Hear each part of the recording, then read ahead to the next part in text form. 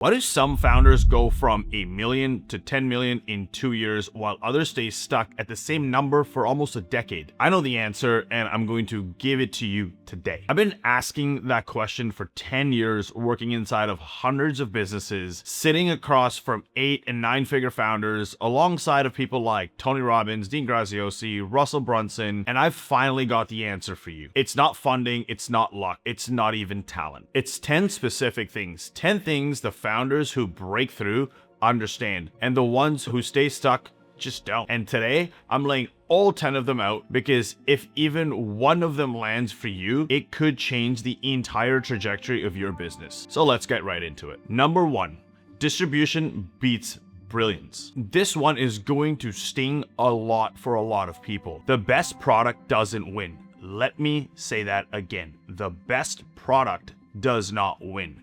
The best distributed product wins. If nobody knows you exist, you do not have a business. You have a secret, and the market does not reward secrets. So let me tell you a story about this one time that I witnessed this company, and we came in from ground zero of this company and scaled them to what was going to be the fastest growing app in the sporting space. And we went from 0 to 40,000 users in 120 days, to the point where they even got an offer to sell the company if they continued on this trajectory. That's all they needed to do.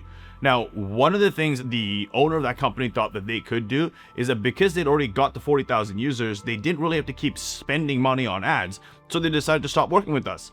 Well, guess what that translated into? They tried to keep this app a secret, just keep feeding the 40,000 people that were there. Not all of them were active users inside of the product. And literally 120 days later after that, they gave me a call back and said, can you turn this around for us? And when I looked at the numbers, I can tell you I was beyond appalled to realize what they had done from everything that we had built for them. They tried to run this thing in secret behind the scenes, save as much money as they possibly could because they had this big giant number sitting in front of them that they could have got if they just kept the distribution going.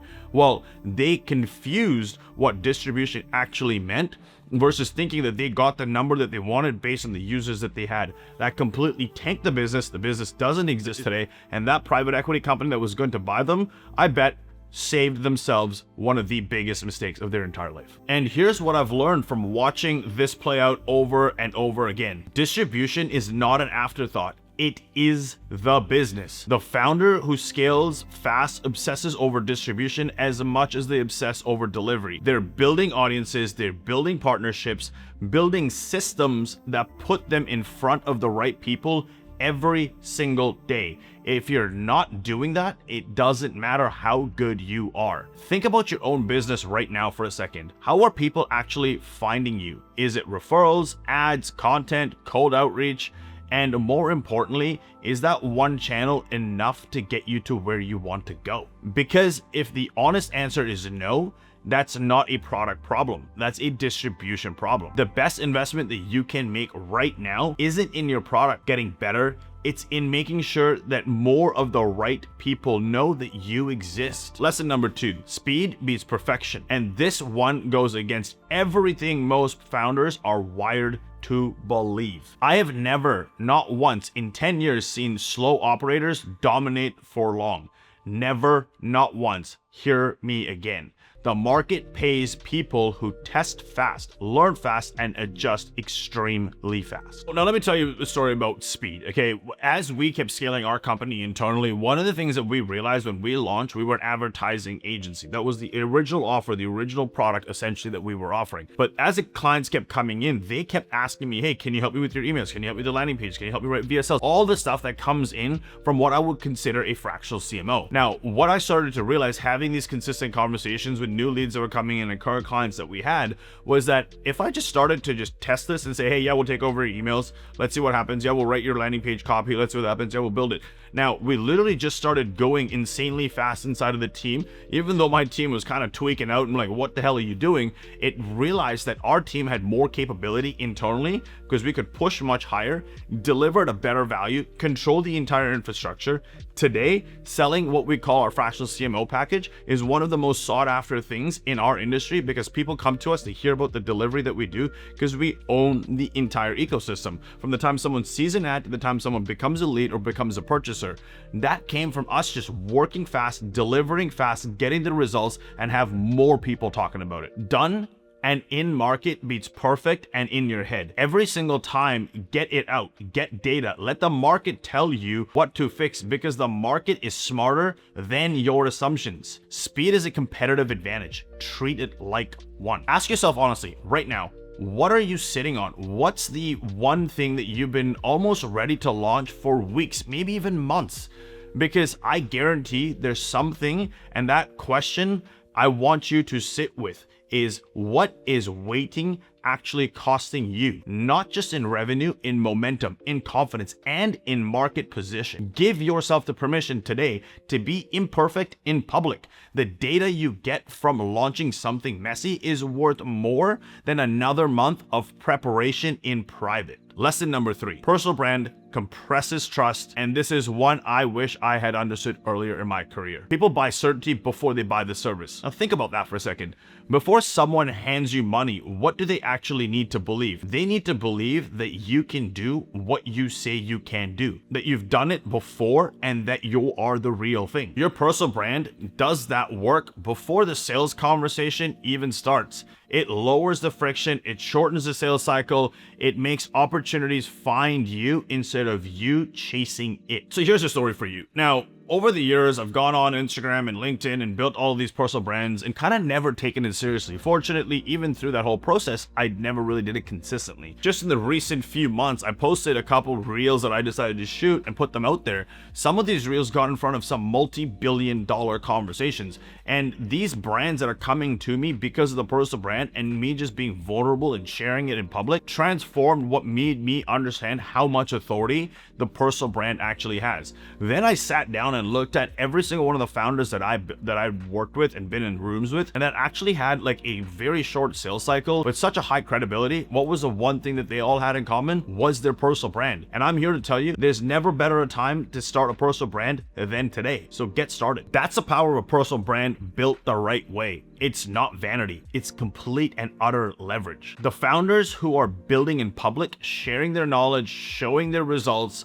they are compressing years of trust building into months. And the ones who aren't, they're starting every sales conversation from zero. So think about it for a second. Think about the last time someone came to you already sold, already trusting you, already believing in what you do before you even said a single word. How did that feel compared to a cold conversation where you had to build every single thing from scratch? That's what a personal brand does at scale. And if you're not building one right now, every day you wait is a day someone else in your space is compressing that trust with your potential clients. Lesson number 4. Attention without conversion is vanity. And this one is going to hit different if you've been playing the content game. A lot of people know how to get views. Very few of them know how to turn attention into leads, sales, retention, and actual cash. Attention is the input, not the output. The output is the revenue that it is. That's the only number that matters at the end of the day. Over the years, I've been able to work with a lot of big personal brands, and the ones that built really big personal brands right out the get-go knew one thing, and that was attention and conversions got to go hand in hand. You know, Gary Vee talks about it in one of his original books called Jab, Jab, Jab, Right Hook. And you have to continually give, but at some point you have to ask.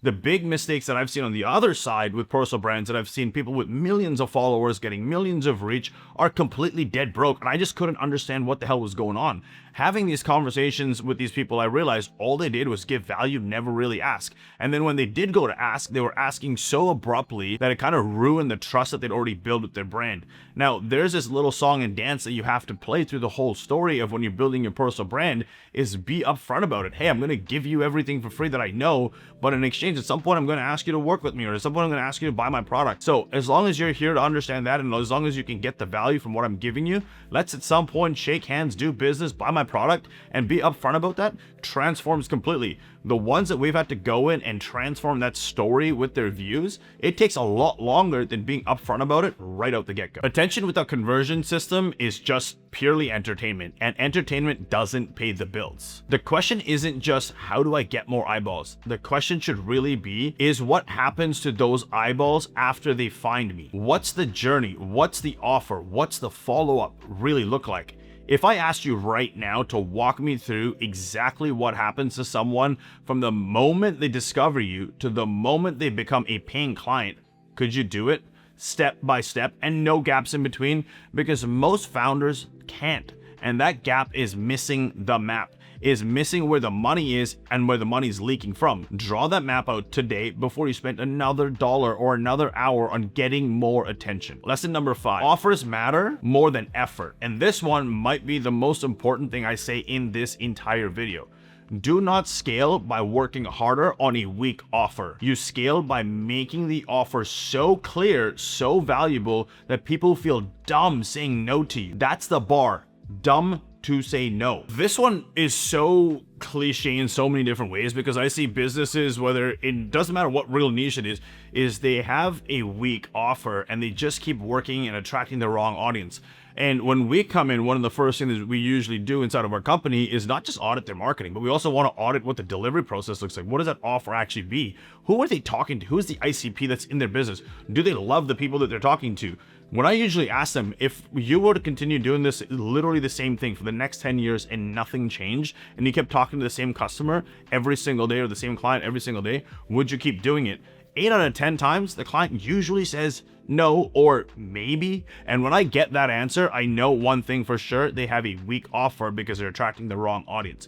When we retool their offer, make it better, make it stand out more, charge more money, they start to attract more business. And guess what happens in turn? They're happier with us, they're happier with themselves, they're happier in their life. Why? Because we just transformed the one thing that mattered, was what are they offering and who are they talking to? The offer is the foundation. If the offer is weak, no amount of marketing, no amount of hustle, no amount of traffic is going to save you. You're just pouring water into a leaky bucket for no reason. But when the offer is dialed in, sales get easier, referrals start happening, you stop chasing and start attracting. Think about your current offer right now for a second.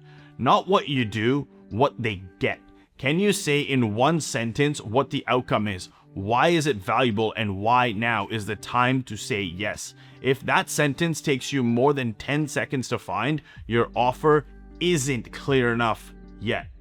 Work smarter on the offer before you work harder on the execution. That's the one that ties all of this together. So let's get into it. Lesson number 6, partnerships can multiply or destroy everything. And I'm going to get personal on this one because I've lived on both sides of it. The right partner can collapse 10 years into months, and the wrong partner can cost you money, energy, trust, and time you never ever get back. I've experienced both, and I'll tell you, the damage from a bad partnership doesn't just hit the balance sheet. It hits your confidence, it hits your team, it hits your ability to make clear, concise decisions, and for months after, it just completely falls apart. Now, this one, I've had, like I said, stories on both sides. Let's start with the bad. When I first got started in the business, I started doing business partnerships with people that I knew for a long time and that I just assumed had the same, hustle and the same buy-in as me.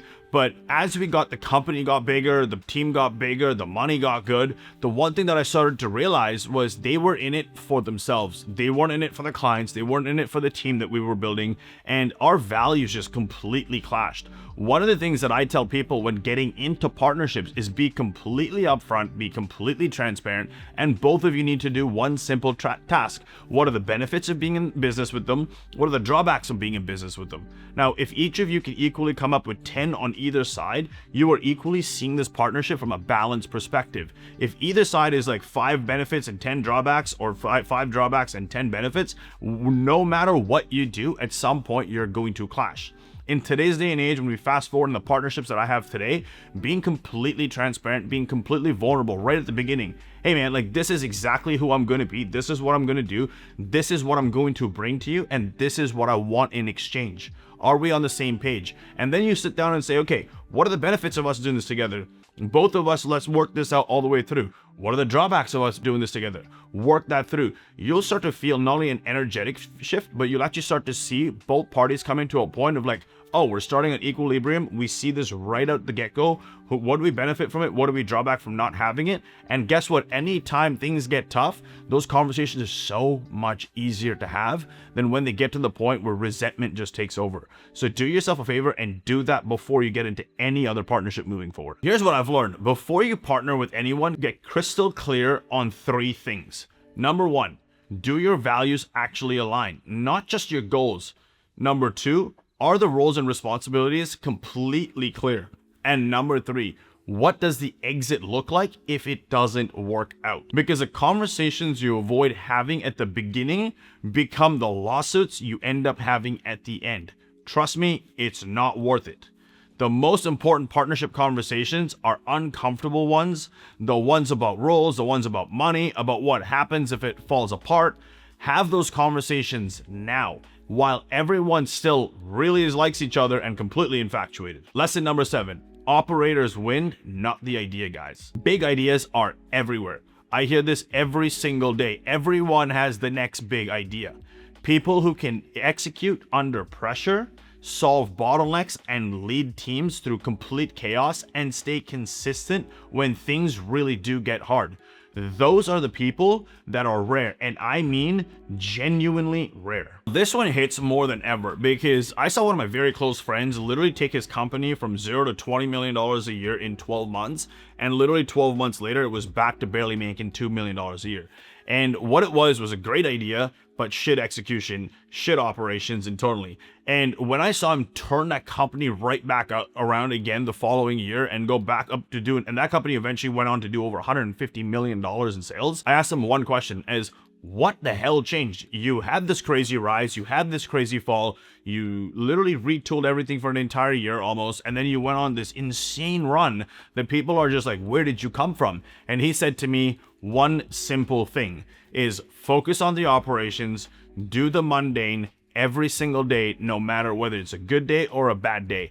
That consistency of doing that transformed everything for me and put me on a journey that I never saw possible. I learned from my mistakes of growing fast. I learned from my mistakes of losing fast, but I learned more from just being boring. And when he said that to me, it hit me like a bullet square in my head. And I was like, I know exactly what I need to focus on right now and just focus on the boring execution. The founders who scale, the ones who actually get to 8 and 9 figures, they are obsessive operators. They know their numbers, they know their bottlenecks, and they know exactly what's breaking and why. And they fix it extremely fast. So let's be honest with yourself. Are you an operator or are you just an idea person who's been avoiding the operational work? Because it's not as exciting as the vision. The vision without operating is just a dream. The most important thing that you can do right now isn't come up with better ideas. It's figure out who in your world can run the operations while you focus on actually being the best at it. Lesson number 8. Your internal world leaks into your business. And this is the one most business content will never touch, but might be the most important one on this entire list. Unhealed ego, guilt, resentment, insecurity. They need to prove yourself to somebody who isn't actually watching anymore. These things do not stay in your personal life. They don't stay at home when you walk into the office. They show up in how you hire. They show up in how you lead. They show up in how you price your services and how you handle partnerships. Every major decision you make, every single one. Now, this one really touches me close because when I got started in business, like I said, I started working with a lot of my close friends. And over time, I started to realize like I was trying to be the guy that just helped everybody. But in turn, while helping everybody because it made me feel good in the moment, it actually was hurting me 10 times more than I actually thought. That really started to build in resentment because the people weren't just carrying their weight. It started to build in conversations that I was not willing to have. And it really broke me down and made me so insecure over a part of my life in my business that it started to leak. Results started to drop. I started to lead like a bad leader. I didn't show up for the company the way I needed to. And once I started to realize I need to go go dissolve this resentment. I need to go dissolve this guilt. And I also need to go fix this insecurity, because when I got into business, I was like one of the most secure people and the most confident people, knowing that I could deliver. The results we got at the beginning were not the results that we were getting at this current moment. Had the hard conversations, got extremely vulnerable with everyone, and I said, guys, if you are not willing to carry your weight and what it takes, this is not a, hey, Rohan's gonna rise everyone to the top. This is rising tides raise all ships. We need you to lift so that the entire company lifts together. And having those conversations, majority of the people that realized, oh shit, he's starting to look at what we're actually doing, slowly started to disappear, slowly started to pack their shit up and leave and not say anything and never have a conversation with me again. And you know what? That really hurt my ego in the moment, and that really hurt my confidence with my friends at the time. But it started to realize that I stood up for myself more than anything else, because I needed to be the bigger person. I need to be the better person for the team that actually backed our company to deliver the results, to make a greater outcome for the world and for the businesses that we were delivering to at that time. That short period of hell that I looked at today, I am more grateful than I've ever been having gone through that situation in my life, because those conversations today made me realize I can be who I want to be, know exactly who I'm here to serve, and build a real business and lead like a real person leading the charge inside of my company. The work you do on yourself is not separate from the work you do on your business. It is the work that needs to be done. The founders who get to the top and stay there, they know this, that they have to invest in their mindset as aggressively as they invest in their marketing. Think about the last big decision you made in your business: a hire, a price, a partnership, a pivot, and ask yourself honestly, was this decision made from a point of clarity? Or was there some part of you that was operating from fear or ego, or from some unresolved bullshit that you're holding on to? Because most of us won't admit that, but the ones that do, and the ones who actually do the work on it, those are the founders who stop self-sabotaging and start scaling in a way that actually matters sustainably. That inner work isn't soft. It's the most highest leverage investment that you can make in you and your business today. Now, lesson number 9, simplicity scales. And this one goes against the instinct of almost every single ambitious founder that I've ever met. The bigger the company gets, the more simple the model has to become. Not more complex, more simple. Clear offers, clear numbers, clear roles, clear accountability, and that's it. Now, learning this specific mistake that most people make, and where they make their entire business more complex, made something more valuable inside of my company. We're fortunate to be in a position where it's like we get to see behind the scenes of a lot of these companies, because yes, we come in as a marketing partner, but we also want to see how the operations delivered. One common mistake that we see along a lot of the times is their marketing is too all over the place, which means the complexity inside the delivery is also too all over the place. What we usually tell our clients is, hey, from a marketing perspective, let's just simplify it. For example, we'll say if you're running a coaching business or an info product business, let's just have an evergreen funnel and let's just have some kind of a launch funnel. Those two things are very scalable. What that happens internally, there's a team that can handle those. They know exactly what's happening every single day, day in and day out, evergreen. And then every single time we put in a launch, they know exactly what to expect. Those are the days they got to work harder. Those are the days the influx of the leads or sales come into play. Doing that from the marketing and into the operations makes everyone's life easier. It makes the culture inside the companies much, much better. And then later on through the whole process, once we've got that down pat, then we start offering new offers, then we start creating new products. But those usually don't even see the light of day on marketing, because we have the numbers so dialed on the front end that all of this is just the back end. And then we just simplify the operations, share them how to build a bit better team, share how to kind of each part of the business talks to each other, and how those leads really can translate from what could be a $37 product to a $3,700 product to a $37,000 product. Complexity is the enemy of scale. Every single ceiling that we've ever hit, we dug into it. The answer was always to simplify something: the offer stack, the organization structure, the reporting, the metrics that we track on a daily basis. Here's a test. Can you explain what you do in 2 sentences? Can you tell me the 3 numbers that actually run the business? If the answer to either one of those is no, you are not ready to scale yet. Simplicity isn't settling. Simplicity is the thing that lets other people run your business so you don't have to. That's the goal. Build something simple enough to scale without you. Lesson 10. The game is won by people who stay standing the longest. And the one I want to leave you with today. I've seen talented people disappear because they couldn't handle the betrayal, the stress, the pressure, or the slow seasons. Longevity is a competitive advantage. Now, throughout this entire video, I've shared with you a lot of different stories, some good, some bad. Some of them are just honest answers of what's actually going on in today's day and age. For me, some of the things that I went through at the earliest stages of my business career were phenomenal. Everything that I touched turned to gold. Every business that I started ran. And then there came a point in my life that it literally felt like everything I did was fucking wrong. You know, people were stealing from me, people were betraying me, talking shit about me online, all that good stuff for something that I just did to help everyone else, like I mentioned earlier in the video. Now, going through that, I realized one thing inside of myself, and doing the inner work as well, is all of these people are just a reflection of what they're seeing inside of themselves. Usually when someone is there, they just don't own the trait that they have inside of them that they're judging you to do. Going through that entire process made me realize one thing: this too shall pass. Right? And understanding that in my head every single day, from the lawsuits to the partnerships that failed, to the people talking shit, to people stealing from you, everything that you hear out there that every single large business owner has probably gone through, including myself. And there were moments where I realized, how on planet Earth am I going to continue this on? And I realized one thing: why did I get into business? This is the whole cliche. What's your why? The reasons I got into business earlier on in my career are completely different than why I still run the same company today. I realized one thing: we can drive phenomenal fucking results for our clients. Every single one of those clients that we drive results to reach a larger number of people on this planet. Those people are making a difference every single day. Now, if there's one thing that I can tell you, is understand your business from one simple point of view. How are you making this world a better place every single day with whatever product you sell, whatever service you serve with?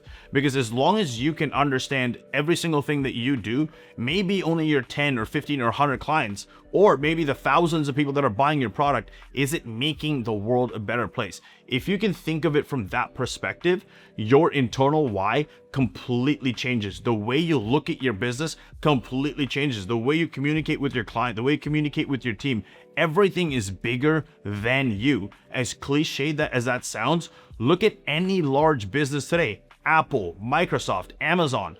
Those are the three big ones. Even Tesla now, being the most valuable company on planet Earth, if not Nvidia. Every single one of them do one thing right: serve a ever greater, larger number of people and make a positive difference in their life. It doesn't matter if you've got 10 clients. It doesn't matter if you've got thousands of product buyers. As long as the world is getting a better place, stay there the longest and you will win. No matter what happens, people are going to take from you, people are going to lie about you, people make bullshit all the way through. Just stay honest to yourself, stay true to the outcome, and that's what's going to transform your company to a level you never thought possible. I've been in this game for 10 years, and I've watched some of the most talented people that I've ever met disappear. Not because they weren't smart, not because they didn't work hard, but because they couldn't handle it when things got hard. The market thins out, the competition disappears, and the ones who stayed, they inherit every single thing. So I want to ask you something directly. What's the thing right now that's making you want to slow down or pull back? What's the pressure, the slow season, the setback that's sitting in your chest? Because if there's one thing that I want you to take from this entire video, not just this lesson, but everything that we've talked about today, it's this: the most dangerous thing that you can do is quit during a season that was about to turn. Stay in the game long enough and let your work compound, because the people who do, they don't just survive, they end up owning the whole thing. 10 years, 10 lessons, every single one learned the hard way. Distribution beats brilliance, speed beats perfection, personal brand compresses trust, attention without conversion is vanity, offers matter more than effort, partnerships multiply or destroy, operators win, your internal world leaks, simplicity scales, and the game is won by the ones who stay standing.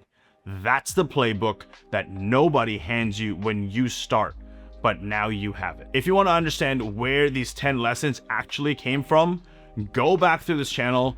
I've been building in public for years. The early videos are raw, they're unpolished.